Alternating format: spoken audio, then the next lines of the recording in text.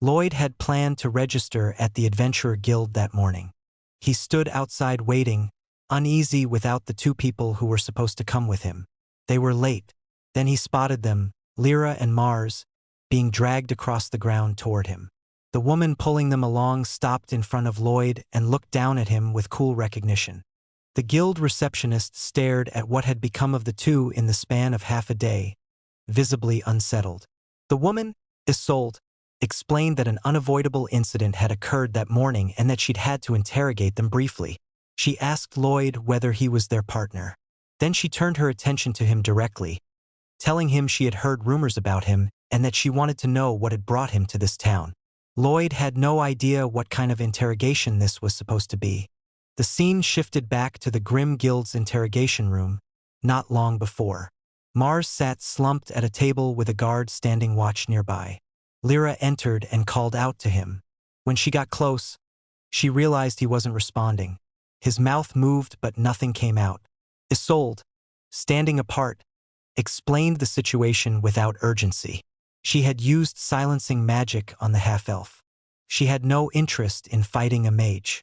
Isolde pressed Mars to explain why he had attacked the guild. She suggested possibilities: religious extremism, foreign espionage. Mars knew he couldn't say the real reason. If he told her that Lyra had wanted to play matchmaker, they would think he was out of his mind. Lyra, still silenced, caught his eye. She gestured urgently. "Make it believable. Tell them bandits attacked and a stray arrow went flying." Mars stared at her. Something in her expression got through. Mars told Isolde that Lyra had wanted to be a cupid of love. Lyra froze. Mars hadn't gotten it at all. He added, plainly, that Lyra was deeply fond of a novel called Letter of Insulation for the Incompetent Prince and genuinely believed love could solve most problems. Lyra looked like she wanted to disappear. Mars told Lyra not to worry. If they were honest about her reasons, they would probably be understood. That was what he meant. Lyra's reaction was immediate and total. She ordered him to stop. She did not want her tastes and preferences explained to strangers. And she absolutely did not want any mention of the novel. Before the exchange could go further, the scene cut to the present. Lloyd and Lyra sat on the floor together outside the interrogation room, still recovering. Lloyd quietly asked Isolde what kind of interrogation that had been. Isolde let it go just this once. As penalty, she told the two of them they would take on guild requests without pay 3 days a week for 1 month. She watched Lloyd absorb this. He was, by reputation, an assistant mage considered incompetent in the royal capital, and yet he had managed to incapacitate several A-rank adventurers from her guild. That same night, Saint Iris had appeared without warning, and both incidents had Lloyd at the center of them. There was something about this man. She couldn't afford to dismiss it. Isolde had already decided. If Lloyd posed any threat to Minerva, she would have the guild expel him from the city. She turned the conversation outward, asking him lightly whether he had registered as an adventurer yet. While she waited for his answer, she was already thinking about how to get him to reveal himself. Lloyd fumbled his response and she pressed him on it. He quickly backed down. Isolde announced that the guild was always recruiting. She declared that the entrance examination had begun. They were heading out immediately. Lloyd, bewildered, realized the test had started.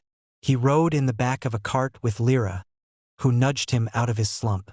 Isolde explained that the test involved touching a trial crystal stored at the top of a tower called the Temple of the Winds, a relic said to measure the strength of whoever made contact with it. To reach it, they would have to clear the monsters inside on the way up. Isolde added that the crystal also measured vocational aptitude, personality, compatibility, and could even offer life guidance. Lloyd's attention caught on one detail: vocational aptitude. The possibility of finding a profession that actually suited him meant he might not have to force himself into being an adventurer at all. Lyra and the others encouraged him. He made up his mind. Isolde kept her thoughts to herself as the group approached the Temple of the Winds, a dungeon tower an hour outside Minerva. Maybe the trial crystal would show her what Lloyd really was. She briefed the group. The crystal was on the top floor. They would clear the monsters floor by floor on the way up. On the stairs, Lloyd asked Isolde if she had also touched the crystal before. She told him it was none of his business, and her tone ended the question. One of the other group members called out. Monsters detected on the floor below. Black spiders and beetles swarmed the lower floor. Other adventurers were already under attack. 2 Class B adventurers stepped in front of the group, one of them grinning as she told the others to get clear. They had it handled.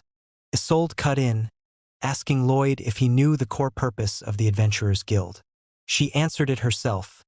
Even with a saint's power holding them back, monsters kept coming. That was exactly why the guild existed, to eliminate them completely. She moved, and wind magic tore through the swarm. Mars, using physical enhancement, drove through a spider on his own. Lloyd watched. Then Lyra spotted one coming from behind. She shouted a warning. Lloyd turned and cast lightning magic, striking it before it could close in. Isolde watched Lloyd collect the fallen beetles, noting their value as materials. His movements were precise, nothing wasted. She tested him, asking what he would do against something stronger than himself. He answered without hesitation. 16 consecutive bursts of explosion magic, then retreat. Isolde absorbed this.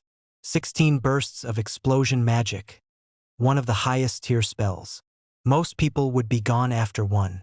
She kept her expression steady, but the number stayed with her.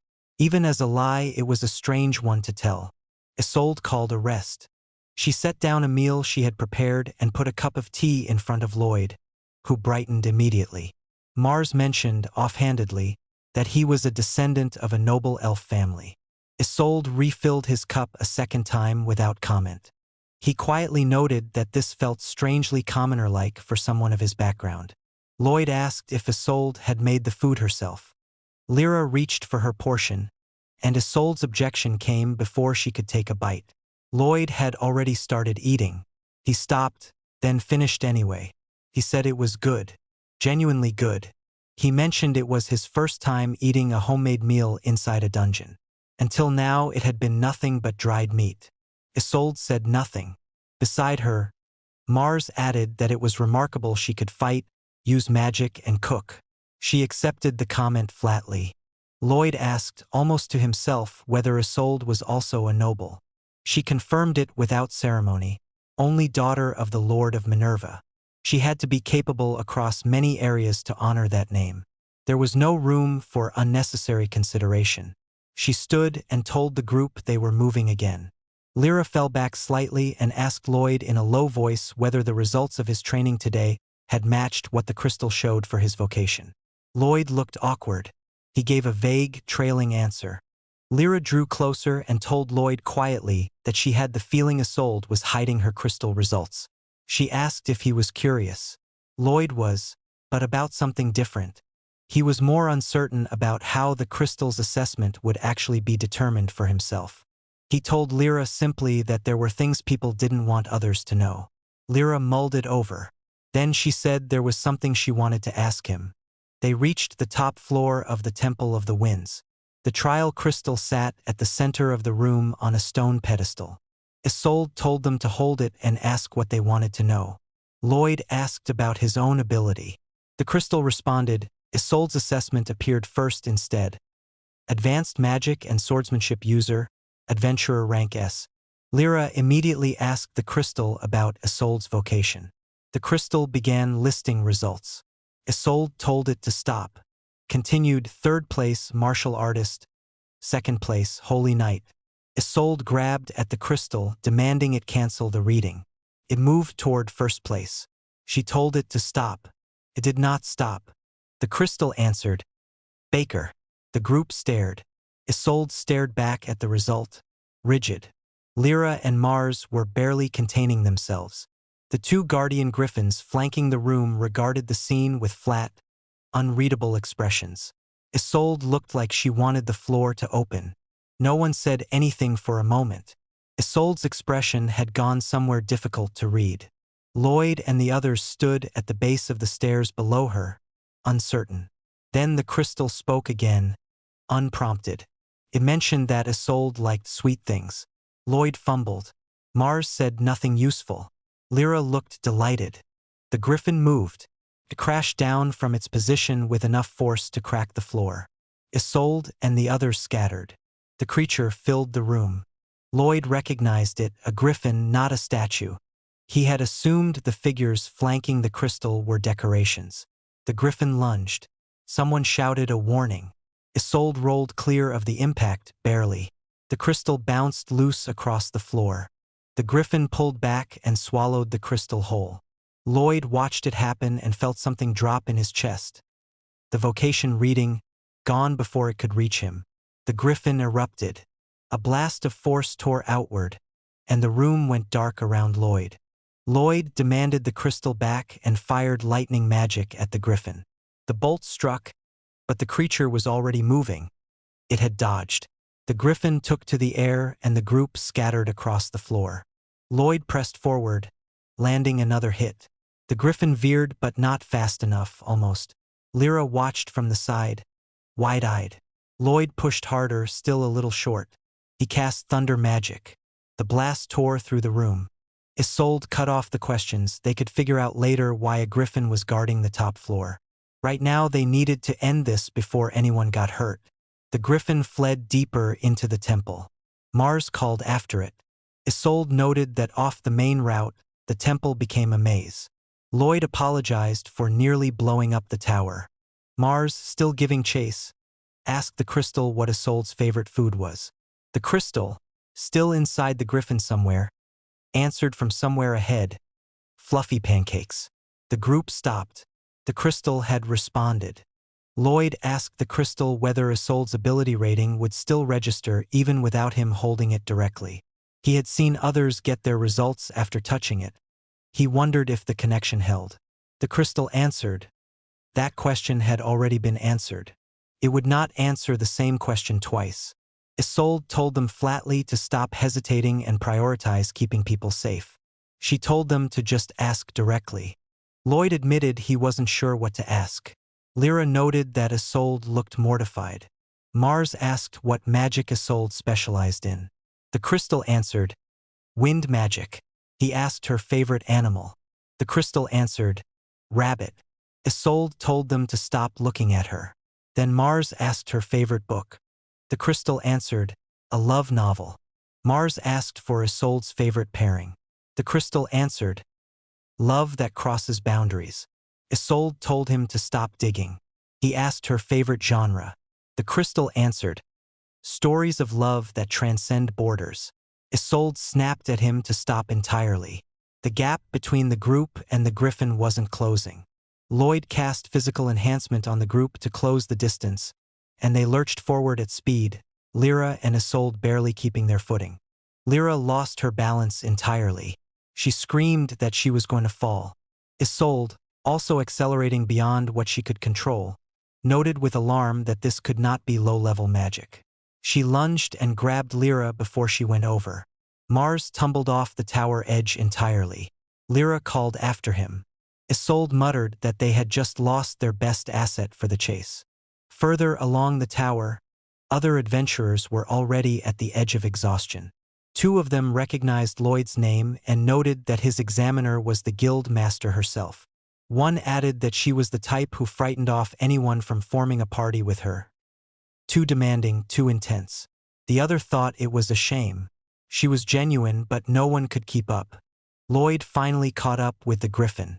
He asked the crystal his own question, what Isolde's favorite pajamas looked like. The crystal answered, a pattern of bunnies and moons. The adventurers nearby reacted with open confusion.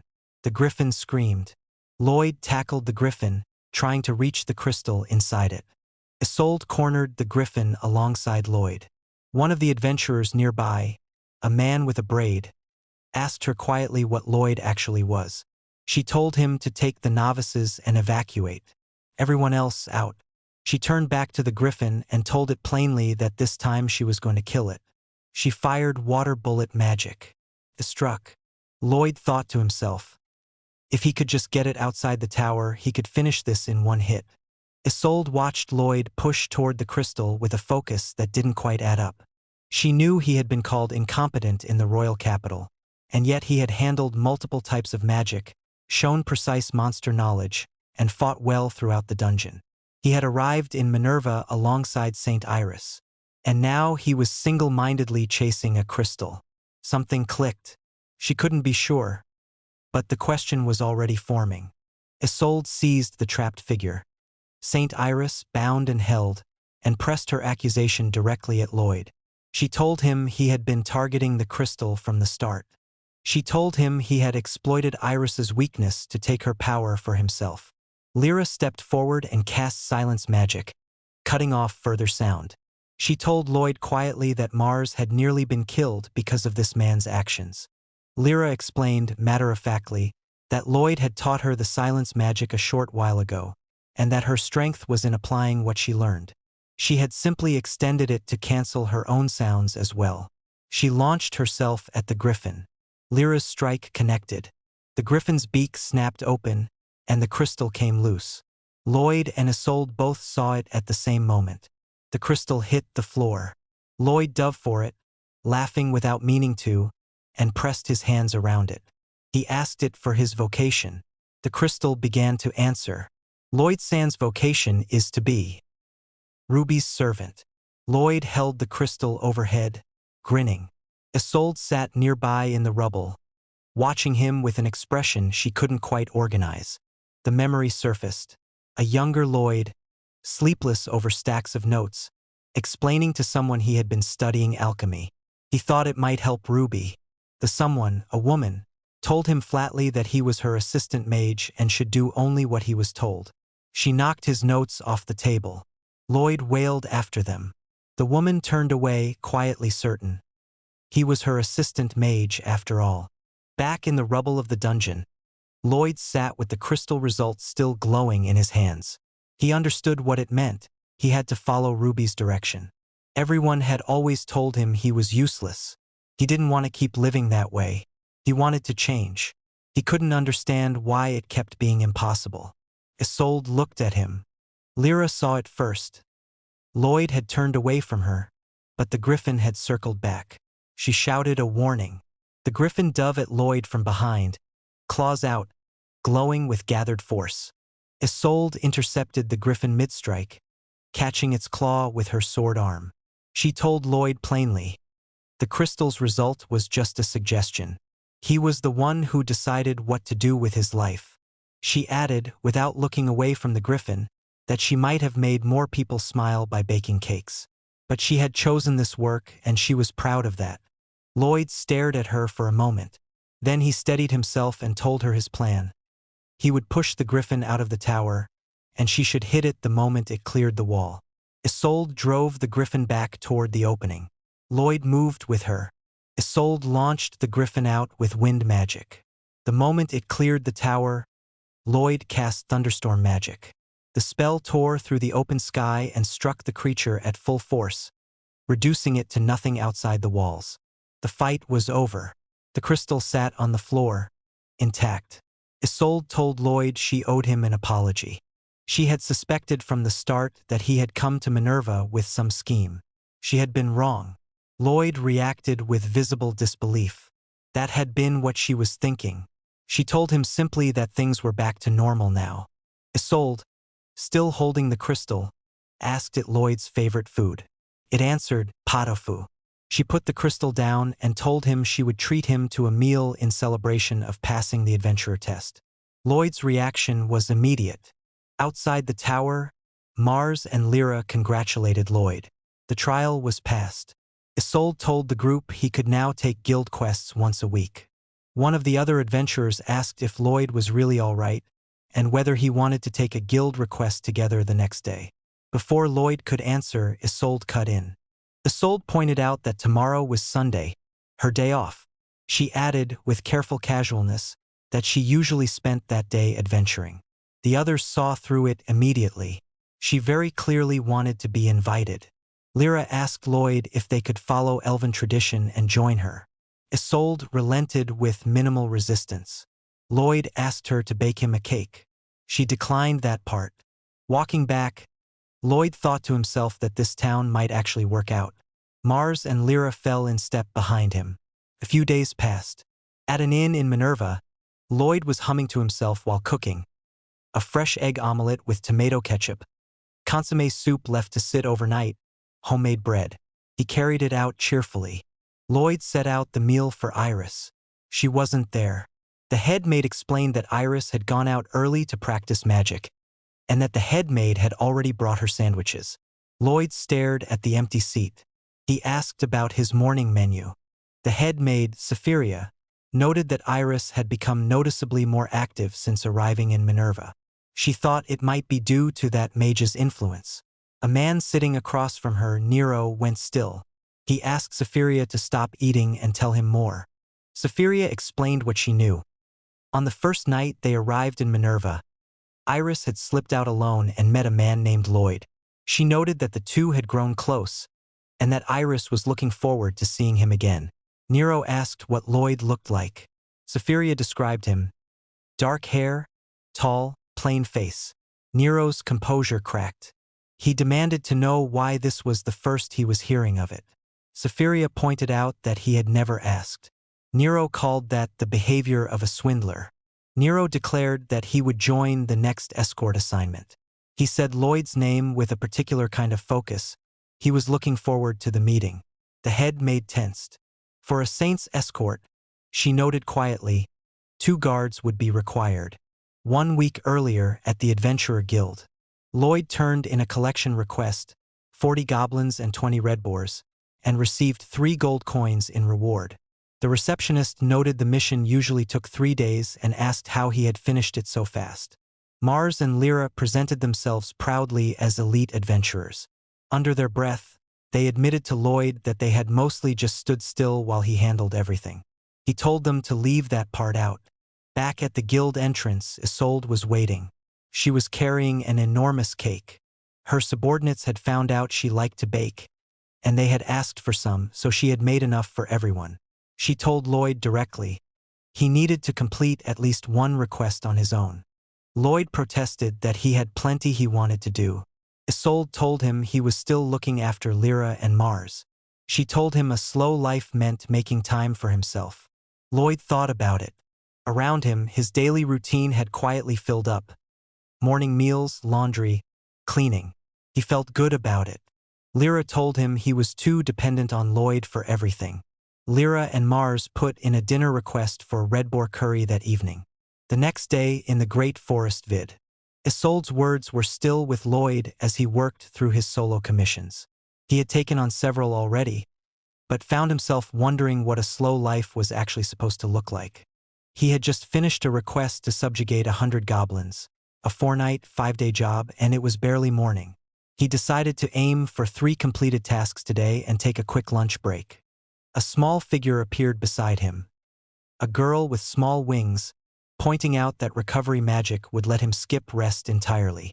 Lloyd considered this and thought that if he stayed up all night too, he could probably clear 5 tasks. The winged girl told him flatly that this was the exact opposite of a slow life. Lloyd startled and told her no. That wasn't what he meant. The winged girl pointed out that Lloyd didn't actually know what he wanted to do. When he couldn't answer, she told him to eat first, then work, then come back to her. Lloyd stared at the food she pushed toward him. He said he didn't want to. Isolde appeared behind him with a full breakfast plate, setting it down without fanfare. The winged girl asked if that was pot au feu. Lloyd lit up at the mention of it. He declared he would make his own food for himself, for once. He announced he would cook pot au feu. The winged girl said she preferred curry, and that he had always taken her 1 sausage when they were younger. She muttered that she hated pot au feu. Lloyd explained that pot au feu had been the best meal at the orphanage where he grew up. He started laying out ingredients. At the orphanage, pot au feu had only ever been made with vegetable scraps. Lloyd had always dreamed of making it properly, with real ingredients. He fetched water from a distant well, insisting the physical labor brought out the flavor of the broth. The winged girl told him to shut up and make curry instead. Lloyd looked genuinely startled. Lloyd heard his name and turned. Iris was drifting downstream in the river nearby, soaking wet and only half conscious. He pulled her out immediately. She came around looking embarrassed. She explained she had been practicing magic at the river near Minerva and had lost control. The current had carried her roughly 2 hours by carriage from the city. Iris said she needed to get back, her servants would be worried. Lloyd offered to wait with her while her clothes dried, and suggested a meal in the meantime. He had made his favorite dish. Iris accepted. He cast a quick drying spell and started serving. The winged girl appeared again and announced that Lloyd's favorite dish was curry, and that it was hers as well. Lloyd froze. He had just tried to make pot-au-feu and failed completely.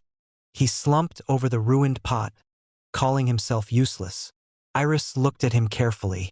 Iris tasted what he had managed and said it was delicious. Lloyd lifted his head.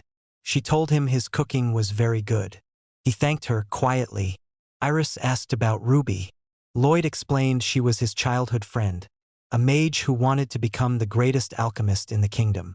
He described her as a remarkable person. He said he was different. Someone who just did what he was told and helped Ruby along.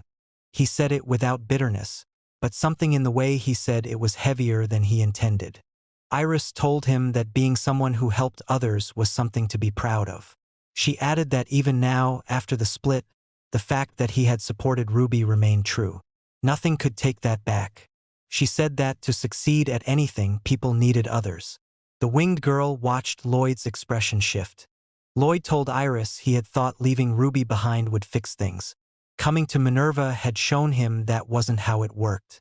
If nothing changed in him, nothing would change at all. He caught himself and apologized for talking too much. Iris told him not to worry about it. Then, quietly, she told him the reason she was no longer a saint. Because she had not changed. The two of them sat together without speaking for a moment. Lloyd realized, sitting there, that he knew almost nothing about Iris. They ate together as the afternoon settled around them. Lloyd asked Iris about her servants. She lit up.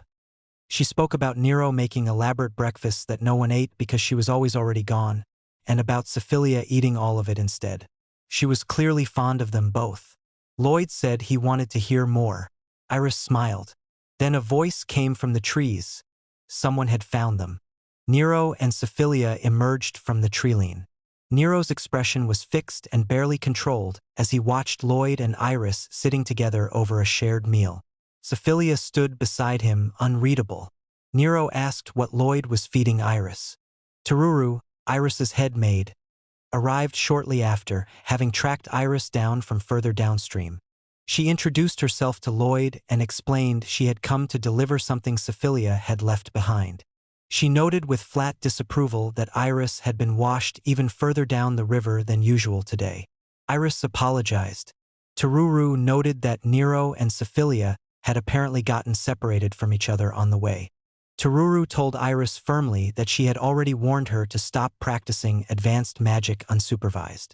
Iris apologized again, more quietly this time. Then Iris said something that gave even Tururu pause. She said that maybe she should find a way to help others more, to live without the burden of being a saint but still be useful. Tururu asked if that meant she was going to accidentally freeze Sephilia and the others again. Iris said she would try harder next time. Lloyd watched her and thought, without ceremony, that she was a good person. Lloyd suggested to Tururu that he could take over teaching Iris magic, since a professional guiding her would be safer. Tururu hesitated. Iris immediately brightened and declared that Lloyd was worth 100 teachers. Tururu relented on the condition that she would stop the lesson immediately at any sign of danger. Lloyd wondered why Tururu had come along at all. He led them to a wider area downstream to practice. Nero had circled back to the spot where Lloyd had made the meal. He found nothing suspicious, only a small table and cooking equipment. He told himself it was outrageous to let Iris eat something so amateurish, then noticed Sephilia quietly eating the leftover curry from the pot. He demanded to know why she was eating. She explained she was checking for poison. He told her to show Lloyd what a former holy knight could do instead. Sephilia produced a radish from somewhere, noting it was the one Nero had asked her to fetch a week ago. Nero said he no longer needed it. She also mentioned she had forgotten her holy sword. Nero went quiet. Sephilia handed him a spoonful and mentioned the curry tasted similar to his. He tasted it. He told himself, as Iris's chef, he needed to know everything she had eaten. Then the taste hit him. Nero processed what he was eating. The ingredients were balanced precisely. The rice cooked without a single rough grain. He thought of a master chef he had once known, a man who cooked for the emperor. In terms of skill, Lloyd was his equal. But something about the curry unsettled him. It was filled, he decided, with something he could only call fear. It was an abnormal curry. At the river, Lloyd told Iris she was still working on the water dragon spell, the one that forms a dragon from water. He instructed her to start with a small vortex and expand it gradually. Iris responded immediately and with full effort. Toruru watched from the bank, quietly certain that whoever had made that curry would eventually bring misfortune to Iris. She resolved to remove him. Iris fired a water bullet and lost control of it almost immediately, nearly sending the current sideways. Toruru asked Lloyd, pointedly, whether this was really safe for Iris. Iris called back that it was fine. The river responded with a surge. Lloyd moved quickly to redirect it. Iris looked at Lloyd with a focused expression and said she would do anything to get it right.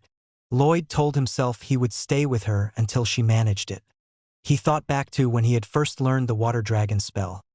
Somewhere in a desert near death, a small water dragon forming just enough to keep him alive. He decided he could not put Iris through anything like that to learn it.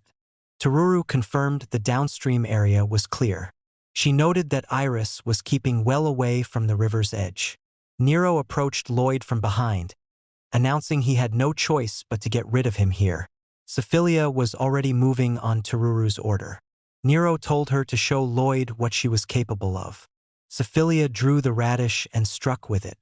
The blow carved through the landscape with the force of a former holy knight. Radish slash. The ground split. Syphilia looked genuinely surprised by her own attack. Lloyd turned to face the result. Steady. Lloyd redirected with Water Dragon, sending a column of water surging upward. Nero was swept back. Syphilia landed and looked uncertain. Lloyd pointed out to Iris that the water dragon was useful precisely because it could manage floods on its own. Iris noted that made sense. Nero recovered from the water, spluttering. Toruru called him over sharply. She was already annoyed at him for putting Syphilia in a reckless position again. Syphilia reported she couldn't use the radish anymore because she had already eaten part of it. Nero stared at her. The group, half buried in the aftermath, regrouped slowly. A legion fish erupted from the river, a high-class monster, in a place like this. Lloyd moved between it and the others.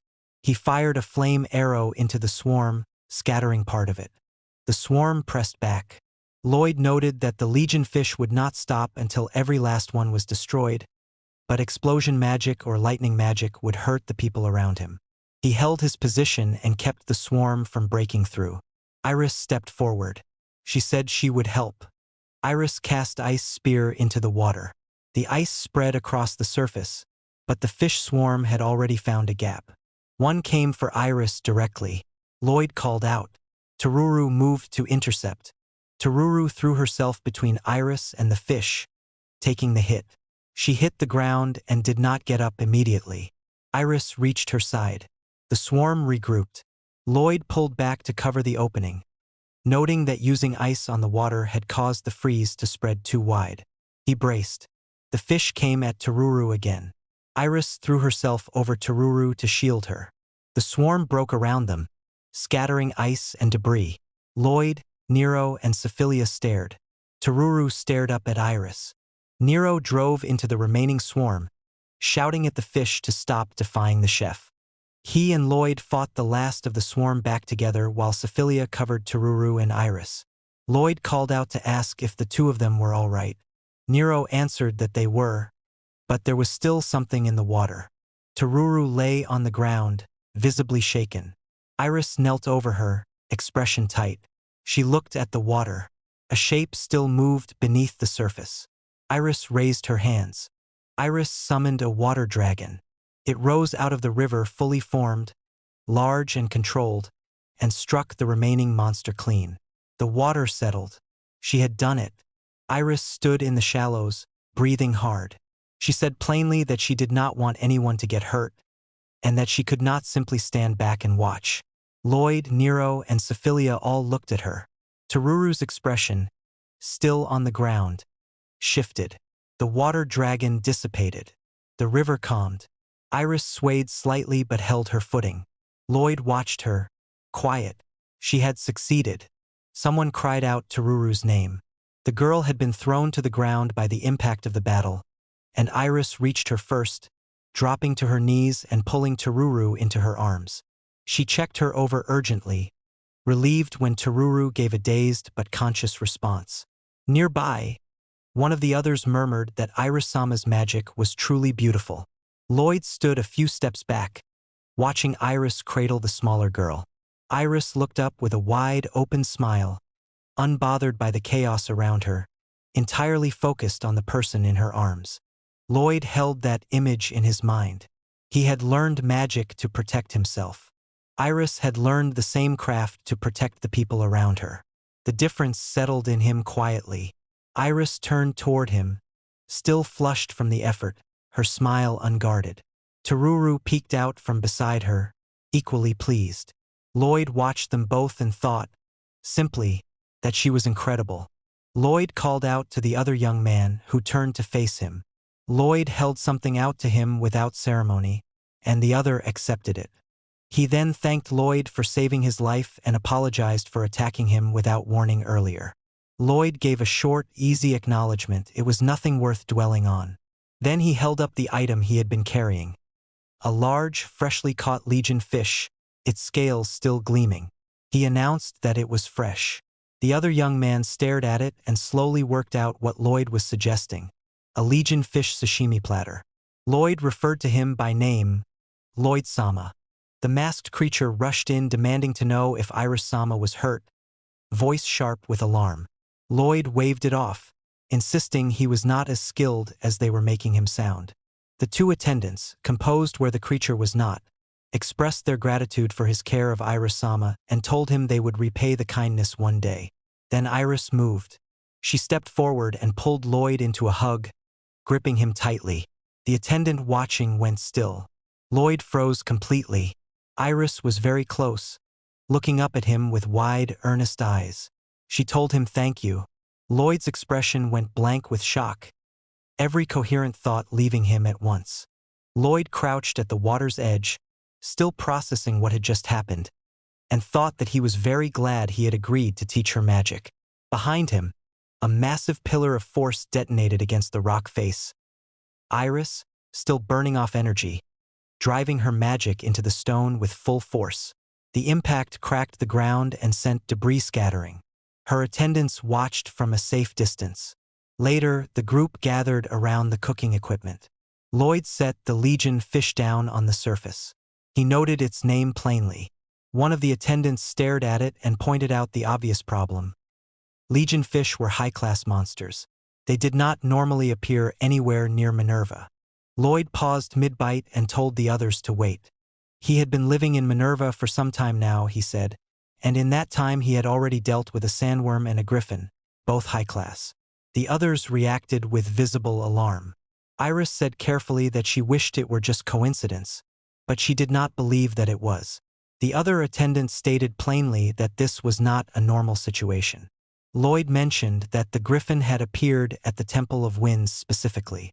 He wondered aloud whether the temple's holy power had weakened, making it easier for strong monsters to move in. Another member of the group swallowed hard and suggested the same, that something had changed there. The other young man cut in with certainty. Temples were supposed to carry the strongest holy power of any location. They were precisely the kind of place high-class monsters should never be able to enter. Something about the whole situation smelled wrong to him. Lloyd turned his gaze toward the Temple of Winds in the distance, its stone structure heavy against the sky. The rest of the group stood behind him, quiet. Something was happening at the Temple of Winds. The next stage would be set there. Each saintess carried the duty of maintaining the shrines of her country. The shrines served a practical purpose. Using the saintess's holy magical energy, a barrier could be erected within them, one strong enough to repel high-tier monsters. One of the group pointed out that the Temple of Winds lay just beyond the forest ahead. Iris looked up, something clicking into place for her. The conclusion was straightforward. A high-tier monster appearing at a shrine meant something had gone wrong inside the Temple of Winds itself. As they approached, the scale of it became clear. A gap had opened in the barrier, wide enough to matter, visible even from the road. A vehicle carrying several figures moved along the path toward the temple entrance. Lloyd called out to the group. He noted that the others gathered nearby seemed to have already sensed something was wrong. The people at the temple entrance were injured. One of them confirmed Irisama was present. Another called out to Lloyd. Someone asked urgently if they were all right. A woman with composed, sharp eyes explained what had happened. They had been hit by a horde of 3 griffins. They had managed to hold the creatures off for the time being, but another wave would almost certainly follow. The surrounding area showed the evidence of the fight. Craters torn into the ground, the stone broken and scattered. Someone asked whether the saintess from before was somewhere else. The answer was no. Lloyd and one of the others stared at a massive crater nearby, and the explanation settled between them without further words. That was from a previous battle, not this one.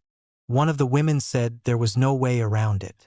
She explained that they had already requested an investigation into the griffin outbreak, but the saintess was currently at the farthest shrine and could take up to 2 weeks to return. 2 weeks. Iris did not hesitate. She had already worked out what needed to be done. She would go into the depths of the shrine and perform the cleansing ritual herself. The attendant turned to Lloyd and said she had a favor to ask. Lloyd repeated the term back, a cleansing ritual. The attendant clarified. It was the ritual performed to erect a barrier. The attendant asked whether Lloyd would be willing to escort Irisama to the deepest part of the shrine. She acknowledged he might be a liability, but expressed confidence that Irisama would be fine with him along. Lloyd reacted with surprise. The other young man, Nero, went still, then said that if Lloyd was escorting Irisama, he had nothing to worry about and agreed readily. The conversation shifted when someone asked if there were any edible monsters in the area. Lloyd confirmed that beetles were edible. He added that the meat had a lot of legs but was very juicy inside. Iris lit up immediately. The staircase descended into the ground. Lloyd had not expected the temple to have an underground structure. Nero explained, going up led to the dungeon entrance while going down led to the deepest part of the temple. He told everyone to stay alert. Monsters had likely infiltrated this way. Lloyd moved ahead on the stairs, warning the group to watch for ambushes from behind. One of the attendants kept close to Irisama, watching the dark passage around them. As the group pressed further in, one of the men remarked that the place felt wrong. He pointed out that the food Nero had prepared for Irisama gave off an ominous quality he could not trust. Nero reacted with immediate offense. The other man held firm, his expression unchanged. He said the aura coming off that food was something he could not get behind at all. Nearby, Iris and her attendant moved ahead in the dim passage. The attendant said plainly that it was fine. The young man who'd raised the complaint was not fully convinced, muttering that it was hard to accept, but Iris spoke with certainty. Lloyd-san would keep the peace on this continent. Something lunged from the dark. Lloyd shouted a warning to Nero and cast lightning. The creature was struck and thrown back, hitting the ground hard. It was a beetle, massive, many-legged, its shell thick. Iris stared at it with round, interested eyes and asked if that was one. Lloyd checked on Nero, who confirmed he was unharmed though shaken. Someone called out that more were coming. Nero raised his knife with alarming enthusiasm. Iris tilted her head and noted that it looked difficult to eat. Iris asked if it still counted as a beetle. It was a king beetle, significantly larger than any of the regular ones, filling the passage ahead. Lloyd and the others were visible in the space below it, small against its bulk. The attendant, Syphilia, moved forward without hesitation. She drew her weapon and cut, releasing a blast of holy energy that tore across the floor and into the creature. The strike was clean and precise. Lloyd watched from the side, genuinely impressed. Syphilia was a former holy knight like Isolde, that explained the precision. The attendant, for her part, held out her hand toward Nero and asked for a beetle leg, completely composed. Nero stared. Lloyd picked up one of the severed segments and turned it over with interest, noting cheerfully that the pieces were quite large given the king-tier rank. Sophilia dropped her weapon. She announced that she had lost all will to fight. Lloyd crouched beside her and observed, without much tact, that she must be starving. Nero moved in.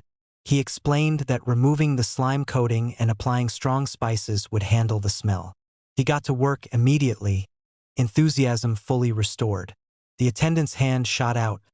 She told him to give it to her. Nero paused. Lloyd suggested cutting the pieces small might help with the texture. He was already thinking about how to make it work. Sophilia chewed. Her eyes went wide. She declared it delicious. Nero presented the plate with some pride.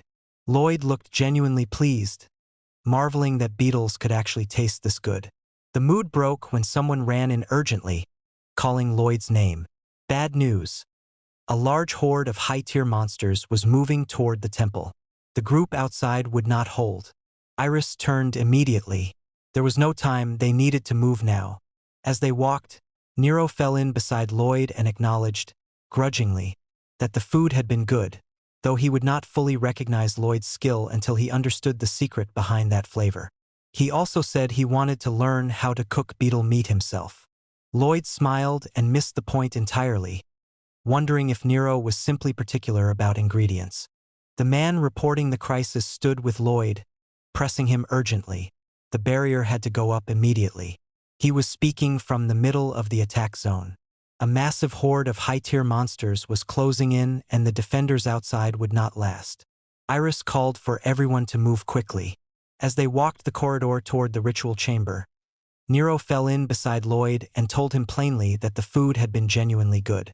But he refused to acknowledge Lloyd's skill outright, not until he understood how it was done. He also declared he was curious about the beetle meat preparation and wanted to be taught. Lloyd nodded, misreading the whole exchange, and guessed that Nero must simply care a lot about secret ingredients and technique. A minotaur broke through into the passage ahead. Iris identified it immediately.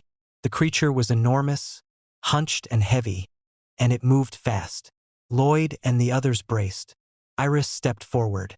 She drove her fist into the creature with full force, sending it staggering. Sophilia followed without pause, her blade coming down in a long, clean arc across the Minotaur's body. The attack carried through completely. Lloyd raised his magic circle and fired. The blast connected. Sophilia followed with a sword strike that shattered the target entirely, debris scattering through the passage. Nero, undeterred, balanced a platter on one hand and held his knife ready. The group walked forward together through the settling dust, side by side. Lloyd remarked quietly that he understood now why Iris had worked so seriously to learn magic. She had wanted to stand and fight alongside the two of them. Iris pointed ahead. The gate at the end of the passage led to the cleansing ritual chamber. Sophilia said nothing, but her expression shifted slightly. Nero stated flatly that Lloyd was being naive. The young man beside him went still. Sophilia spoke last. She said only that it was not that simple and turned away. Lloyd had no idea what she meant. They entered the ritual chamber. Lloyd looked around. It was a large, open interior, the floor centered on an octagonal ritual marker. He wondered if this was where barriers were made. Iris stepped forward and addressed the group. She told them she was beginning the cleansing ritual and asked everyone to guard her back. Sophilia and Iris moved through the chamber, cutting down the monsters breaking in from the sides. Lloyd stayed near the ritual marker, watching. Something came in fast, not a monster. A dagger struck near the marker and a laugh rang through the chamber, sharp and mocking. Lloyd registered the weapon with alarm. On the far side of the room, the ritual circle had taken a hit. Iris and Sophilia turned toward the sound. The figure standing in the chamber wore a mask and moved with practiced ease. She announced herself with contempt. She had been waiting to meet the fake saintess. A bounty had been paid for Iris's capture, and she intended to collect it. Sophilia recognized her immediately and named the affiliation, an assassin sent from Roland. Lloyd's expression went rigid. There was a bounty on Iris. The assassin moved through the chamber striking fast, taunting that resistance was pointless. She drove Lloyd back with a burst of force. Nero stumbled and went down. Lloyd looked across the chamber. The assassin and the group were both still standing, but the situation had shifted badly. Then the room went quiet. Someone asked, voice unsteady, had they gotten her? The assassin lay still on the floor. No one moved yet. The figure they had taken down was not the real assassin. A voice rang out from above. What they had defeated was the weakest of her clones. Daggers came down fast. Nero threw himself over Iris, taking the impact. He grunted from the hit but held position, shielding her with his body. The assassin crouched on the upper ledge, flanked by more of her copies. She remarked with amusement that it had only been a foolish shadow clone. Lloyd stood below, staring up at the figures above. His expression had gone tight. New enemies had appeared, and they were standing directly in front of him.